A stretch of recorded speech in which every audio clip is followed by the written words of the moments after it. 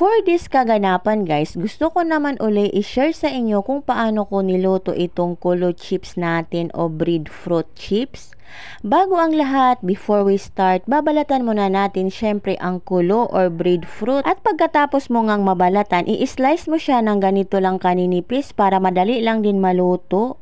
At nang matapos ko nga siyang ma-slice, nagpainit na rin ako ng mantika dito sa kawali. At nang uminit na nga yung mantika, ito nga, inisa-isa ko nang inilagay yung mga slice ko na kulo. At baka magtaka kayo na bumula yung mantika, hindi ko yan hinaluan ng sabon, char. Ito kasing mantika na ginamit ko ay pangalawang gamit ko na ito.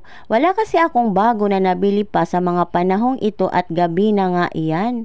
Bigla kasing nag-request si Jose na gusto niyang kumain ng kulo chips. Sa una nga, parang ayoko ring magluto at pagod pa nga ako dyan. At katatapos ko nga lang din maglaba. Gabi na nga rin ako natapos maglaba, gawa ng hindi nga tuloy-tuloy ang paglaba ko. At maghahatid pa nga sa kanya sa school at pagkaalasing ko naman ng hapon, sunduan na naman.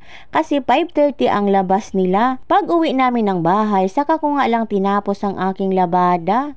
Sa puntong ito, natapos ko na nga itong iprito at ito nga isinasalin ko muna dito sa plato. Dito uli sa kawali, naglagay na ako ng asukal at hindi nga magkakulay, may puti at brown. Hayaan nyo na at di naman yan sila mag-aaway. Naglagay na rin ako ng vanilla. Optional lang naman yung vanilla guys, pwede naman hindi maglagay. Antayin lang natin na mag-caramelize yung sugar, saka natin ilagay yung luto na natin na kulo chips. Yun na nga, nung nag-caramelize na nga, inilagay ko na ngang lahat to at haluin lang natin para malagyan silang lahat ng sugar. At sa palagay ko nga pwede na kasi naluluto na siya, kaya isinalin ko na uli siya dito sa plato. Ganito din ang kanyang itsura pag nalagyan mo na siya ng asukal.